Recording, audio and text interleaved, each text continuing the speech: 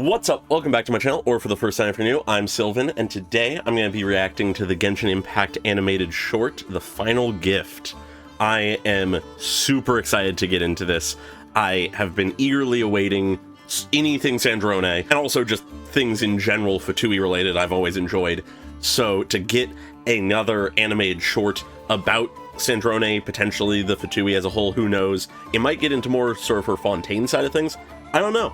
We'll see. But regardless, feel free to like and subscribe if you enjoy the video, leave a comment on your thoughts, consider becoming a channel member if you want to support me just that little bit extra, and let's get into this. Oh, are we continuing the Signora funeral tragedy from all those years ago? Okay.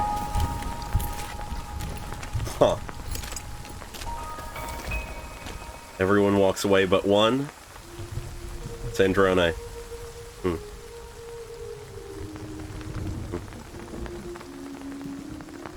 We recognize that sound.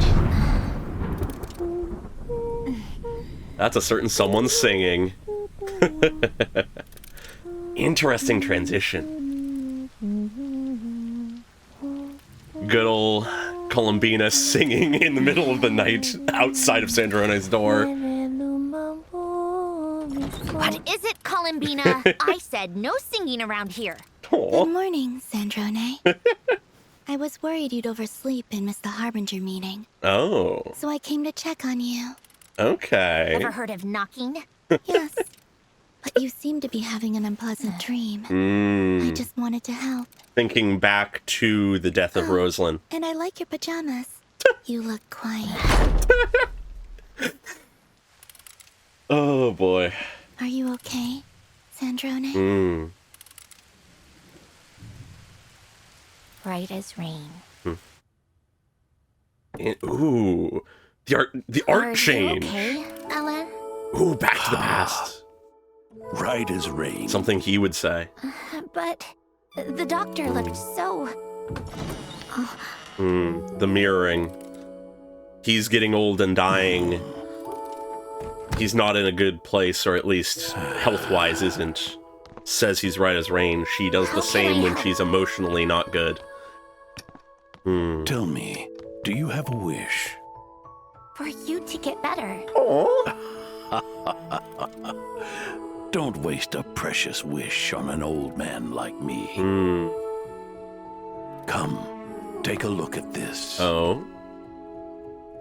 Is it gonna be like Polonia or something? Yeah. Meet my newest invention, Polonia. Okay, so Polonia was originally created by Elaine as well. In that sense, Polonia and Sandrone are almost siblings more than anything.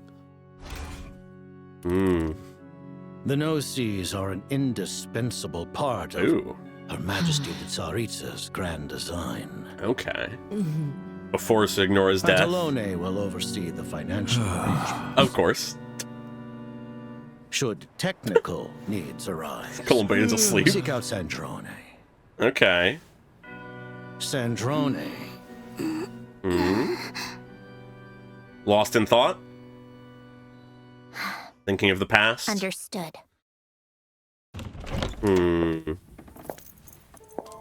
I love the little bit of character we got from everybody there. Casting off the cloak of the Fatui. Obviously not truly, but... Columbina again. Is something wrong, Sandrone? You seem a bit off today. She seems to be in her head. It's nothing. I was just reminded of something. Feel like talking about it?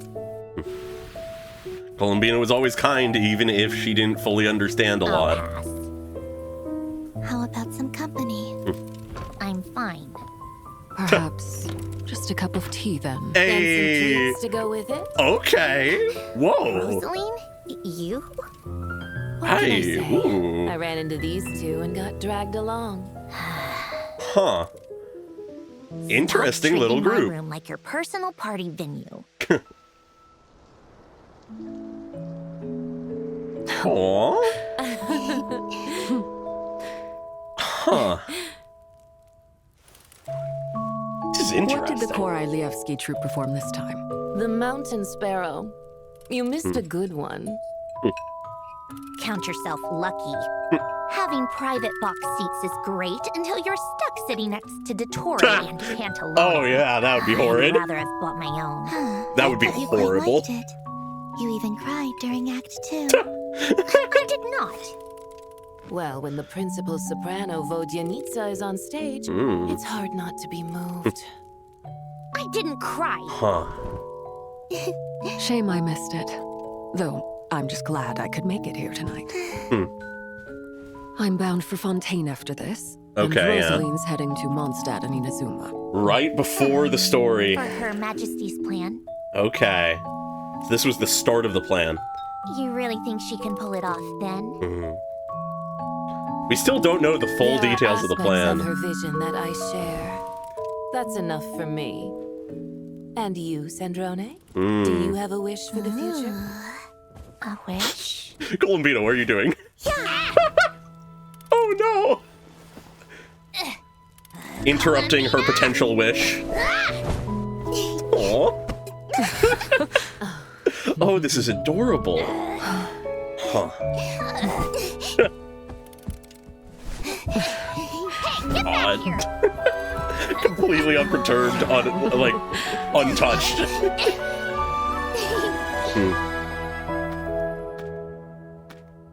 That's fun. I have a lot of thoughts about that. Come in. Arlecchino? Oh, Arlecchino again? What's wrong? Oh, is this jumping ahead to the death of Signora? Yeah. Is dead. The Winter Night Lazo motif and the flame butterfly, yeah. Was it worth it? Going back Paying to the past ultimate again. Price?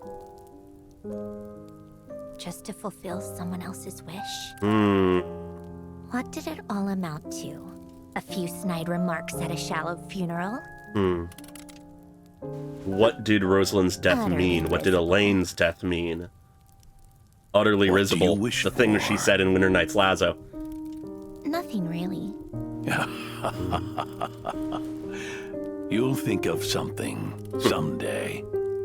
You'll have a wish of your own someday. Not something for me But for or yourself. anyone else, Yeah. but a wish entirely your own. I love how he's blurred. Like, this is a memory. And when that day comes, I will have something to give you. Oh. My final and most important gift. Okay. I love the interplay of art styles.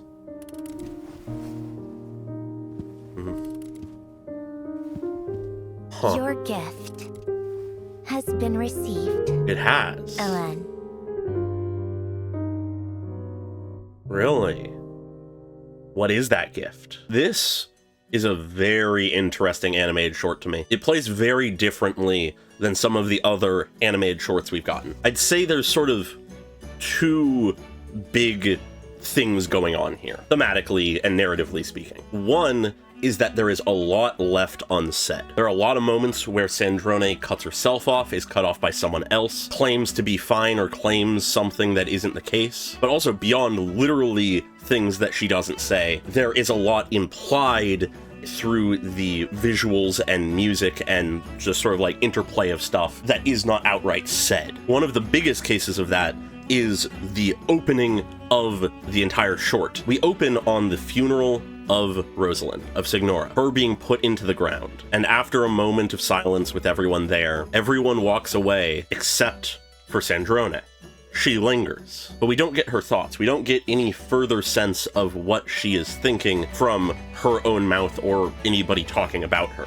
We are just left to figure it out for ourselves. Now, of course, it can be fairly obvious that Rosalind's death hangs on her, and later on, near the end of the short, we get some of that sort of reasoning of what exactly is going on in her head with this in mind. She questions whether or not Rosalind's death had meaning, if it was worth it, if her dying in a foreign nation for the wishes of someone other than herself was worth it. And that's something we'll come back to in a minute here. But we're left initially just to sort of ponder what exactly is going through her head here, as echoing into the scene distantly is the sound of Columbina singing outside her door. This then cuts to Sandrone waking up in her bed to the sound of Columbina singing, tying the two scenes, despite the fact that, notably, based on where this scene is supposed to be placed, being seemingly around the time where the plan to gather the No-Seas was originally put in place, it can't be that she was dreaming of Rosalind's funeral. It has to be a different memory, likely that of Elaine. But it regardless associates the two. Jumping forward a little bit through the conversation between Columbina and Sandrone, we then get another case of something being a little bit unsaid, as Columbina basically says that she decided to sing rather than knocking because it seemed like Sandrone was having an unpleasant dream, implying that Columbina wanted to make sure she was, like, comforted or something. But Sandrone completely dismisses that, saying, "Oh no, I'm fine, I'm right as rain," which we immediately then get a comparison point to where she was on the other side of a closed door asking if someone was okay, and they said they're right as rain, despite that obviously not being the case. So it's a bit more obvious, but it's another case where Sandrone is not saying how she feels, and we have to pick up on what she actually feels. It's a very solid narrative thing, just in general, to make it feel a bit more tangible. We get to, with our minds, fill in the blanks to make it as interesting as we can, but also it works very well for her character, because she is that sort of tsundere-ish, standoffish person who really ends up caring about people, but doesn't want to come off as caring about people. And I think that actually is a big piece of why these first two scenes are interplayed with each other and blended together, despite them timeline-wise being separate, because the funeral starts by telling us she cares, even at least a little bit. She is thinking about Rosalind, she is hung up about Rosalind's death. Only then, to put us in position where she is obviously not fully okay, something's a little off. There is someone who is caring, who is trying to reach out a hand to her, but she refuses it. So it immediately gives us the information. She is a caring person. She does not want to show that. Or at the very least, she is not wanting to rely on others or accept kindness from others. There's a few different ways it could be taken, but given what we know of her character, it very much is that more sort of tsundere, like hiding her real emotions type thing. Not to say that she's just outright a tsundere, but you know, it's a good shorthand. From here though, as I mentioned with the Right as Rain bit, we jump into a memory of the past, her time with Alain in Fontaine, particularly memories close to his death. And like I mentioned, it perfectly is mirroring the moment immediately prior with Sandrone and Columbina, but with the roles flipped. She is worried about Elaine. He tries to play off his issues as being no problem, he's fine. But notably, as we go through the scene and the later scene, I think it's for distinctly different reasons, where Sandrone does it to sort of cut herself off, to not let her emotions be clear, not show that she's hurting or whatever. In the case of Alain, I think it is much more, he does not want her to worry. So where Sandrone is a lot more in her own head about how she's feeling and what's going on, and that is in of itself sort of part of the reason why things are off and she's not doing okay. In Elaine's case, it is much more a care for others, a care for his daughter in some way. And another thing I acknowledged in the actual reaction but want to emphasize is I love how we play with art style, specifically in the sense that we have two distinct art styles, one closer to the present with her in Chesnaya with the Fatui, and one with her in the past in Fontaine with Elaine. It takes on this much more indistinct, fuzzier, more sort of storybook aesthetic compared to the more sort of, not photorealistic obviously, but more actively rendered and sort of full spaces of the Chesnaya portions. And though we don't as much see it here, in the later scene, we have this really emphasized with even sort of Elaine himself being a bit blurred. And what this really speaks to me as is that these are memories, recollections of the past. These are moments in Sandrone's past that she is looking back on from the point in time that the rest of the short is from. So it has that sort of fuzziness to it, that not quite perfect memory, and it also is in this more sort of storybooky style, this more sort of drawn aesthetic, as it is sort of that nostalgia factor, that good old days kind of thing, even if these are sad memories of when her father/creator was on his deathbed, essentially. It still has that sort of aspect of nostalgia almost. But jumping back to the first scene with Elaine, it sort of does two big things. One, it sets up that he is dying, that something is wrong. Once again, that being a bit more implication initially, but pretty straightforward. It's pretty obvious. So once again, being another case of someone that it seems Sandrone cares about being either dead or dying. We start with Rosalind and then go back to the past to her creator/father. But interestingly enough, this scene is also paired with, rather than death and like loss, also a meeting, a birth of sorts. It is here that Sandrone is introduced to her youngest brother, you could say, the newest invention of Elaine, Polonia, who of course we know has been repaired, reconstructed, upgraded by Sandrone over time, but evidently we have here that this is their first meeting, and we know how inseparable they become, even if we've typically thought of Polonia as more just sort of a creation, while Sandrone is more of the person. There is something, I think, to the fact that they are always together, and both are creations of Elaine. It really opens up a whole world of speculation for what exactly Sandrone thinks of Polonia, how she feels about Polonia, how that connects to Elaine, how it connects to her fear of losing others, it seems is sort of the case here, or at least concern over like that kind of thing, which we could even then tie to the fact that we've often had her shown as being in the hand of Polonia, like sitting on his hand, them being that close, that physically close, in contact with each other, which could, if we were to really hammer in on the idea that Sandrone is sort of fears the loss of loved ones or something, it could be that she stays close to Polonia because Polonia is sort of her only living relative, you could say, if we want to more personify Polonia, and if we don't, then we could also just say they are the last sort of strong memory/creation of Elaine like her.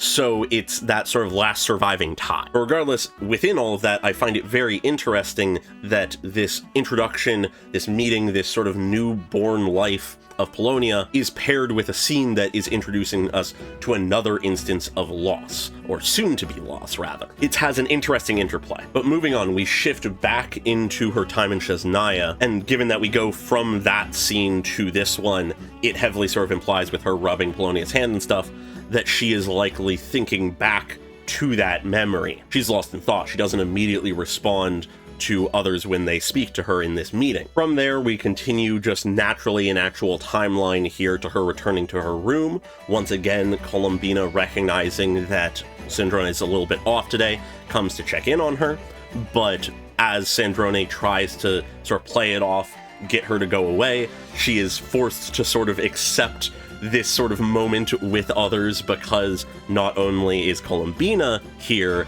it is also Rosalind and Arlecchino. And with all of them pushing to sort of check in on her, to hang out with her, there's not really much she can do to stop them, so she just sort of gives in. And it's with this scene that we get one of the other big sort of narrative things that I think is going on here, which is where, in contrast to the sort of things left unsaid implication stuff being throughout the entire thing, it really is this one scene that has this other aspect that I think echoes out to everything else, but is really mainly felt here, being these are people. We are seeing the humanity of these harbingers. And sure, they at oftentimes might be, to varying degrees, powerful and ruthless warriors, assassins, spies, whatever you want to exactly call them. They are also people. They will not always be in positions where, if we're to be extreme about things, are being evil, or in a more simplistic sense, are on the job. And this very much feels like one of those moments where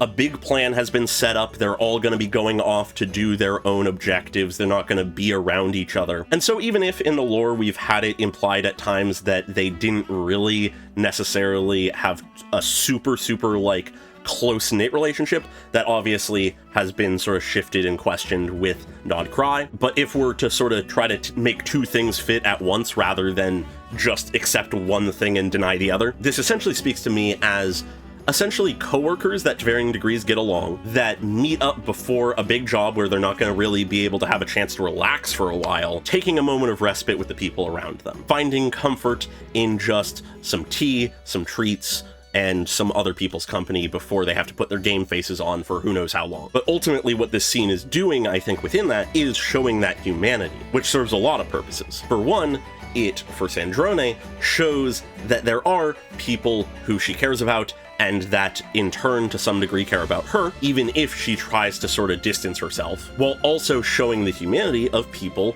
like Signora of Rosalind, which, given that we started with her funeral, really sort of emphasizes that she was a person. She had humanity. She may have done things that were opposed to us that could even be considered evil, but at the end of the day, she was a person. It's things like that that speak to me in this scene. But very much I feel like that sort of co-workery vibe comes through in part of this scene as we're getting sort of that bit of humanity of them having tea together and all that stuff and talking about this play they went to see or whatever. But then we also get this aspect that it wasn't just them who went to the play. It seems like it was probably most, if not all, of the Harbingers, including people like Dottore and Pantalone, who evidently Sandrone was stuck with in a box seat with. And at that point, it sort of gets this vibe of Dottore and Pantalone are the annoying co-workers who people don't like to interact with and hate dealing with. But then afterwards, the people who are actually sort of sane and can like interact as people sort of gossip about how insane they are. But then once again, this discussion about this play brings up another case of Sandrone acting differently than she actually feels. She acts like she was just constantly annoyed and that it wasn't a great experience going to this play because she was stuck with Pantalone and Dottore. But Columbina retorts that, oh, I thought you liked it. You even were crying at one point, showing emotion. And she immediately retorts that, tries to play it off. And we even have a fun sort of visual aspect with this of her handing out the piece of cake to Columbina, having cut up the cake for everyone. Something that could be sort of interpreted as her sort of opening herself up, offering herself to others to be seen. But then the moment there's like anything she's not comfortable with, the moment that the sort of gross, messy humanity is revealed by someone else, she immediately pulls back. But then as the conversation moves forward, it shifts over to the more serious, even if they're being casual about it, discussion of the Tsaritsa's plan and it being put into action, and the fact that Rosaline is going off to Mondstadt and Inazuma, Arlecchino is going off to Fontaine, all that kind of thing. And the question of if the plan can really work and if they all sort of like are on the same page about it comes up, where Rosaline asserts that there are aspects of the Tsaritsa's vision that she aligns with, and that is enough for her. Essentially, in that sense, stating, tying back to this idea of, is her death worth it? Did it have meaning? That in Rosaline's eye, though we can't obviously know for sure because she's gone, she died trying to fulfill this vision that she shared at least part of. So it could be argued that in her eyes, it was a worthy death, especially because in a certain sense, her mission was successful. The Gnosis was claimed. Even if her life was lost, the plan moved forward. But there is still that question of, was it worth it? And tied into that, it then gets reflected by Rosalind onto Sandrone. Do you have a wish for the future? She's essentially saying that my wish is aligned with Tsaritsa's. What about you? And Sandrone very much does seem to think about this for a moment, take a moment to pause, think about what her wish may be, but we never get an answer because Columbina is goofy and wasn't paying attention and decided to start a pillow fight. And so once again, the idea of what Sandrone's wish is cut off. But within that, we also have just this fun moment of this little pillow fight that starts. Fun moments from Arlecchino and Sandrone and everybody. But something I like to note here is that Rosaline and Arlecchino are just sort of sitting there being amused by the whole thing, where it much more is Columbina and Sandrone who are like actually getting into it, even if Sandrone is acting more annoyed than anything. It goes to show that those two in particular have been growing closer. They have a certain connection, even if Sandrone would sort of deny it. But then transitioning from that scene, that moment of happiness, of comfort, of warmth between these four harbingers, we then cut to the reality of this plan, the reality of the cost involved. Rosaline is dead. She died for this mission. Tied into that, we get all of the imagery of the Winter's Night lazo with the flame moth, with the motif of the song, everything. But then rather than hearing what Sandrone's reaction to Rosalind's death in the moment was, we instead shift back to the past again. to a mirrored moment, once again aligning her view of Rosalind's death with the slow death of her father, basically. And it's within this that she questions things. She asks, was it worth it to pay the ultimate price, to give up your life for someone else's wish? Tying it back to that idea of wishes. Wishes for others versus wishes for yourself. I haven't directly highlighted it so far, but in the original flashback scene with Elaine, she is asked what her wish is, and she says for him to get better, a wish for someone else. But then is contrasted here with the question, is that worth it? Is that kind of wish worth it if it requires paying the ultimate price? And so we can reflect that onto her thoughts of Rosalind's death. Rosalind died for the vision of the world the Tsaritsa has, the dream that they share. And so we can, with everything here implied, assume Sandrone doesn't think it was worth it, or at least questions it. But as we've shifted into this memory, rather than any answer being given, instead, Elaine asks her, what does she wish for? What is a wish that you deem worth it? But her answer is nothing really. I don't desire for anything. Something very distinctly different from when she said she desired for Elaine to live on. She's begun to close herself off at this point, and Elaine asserts that she'll think of something someday. It won't be for someone else. It won't be for me.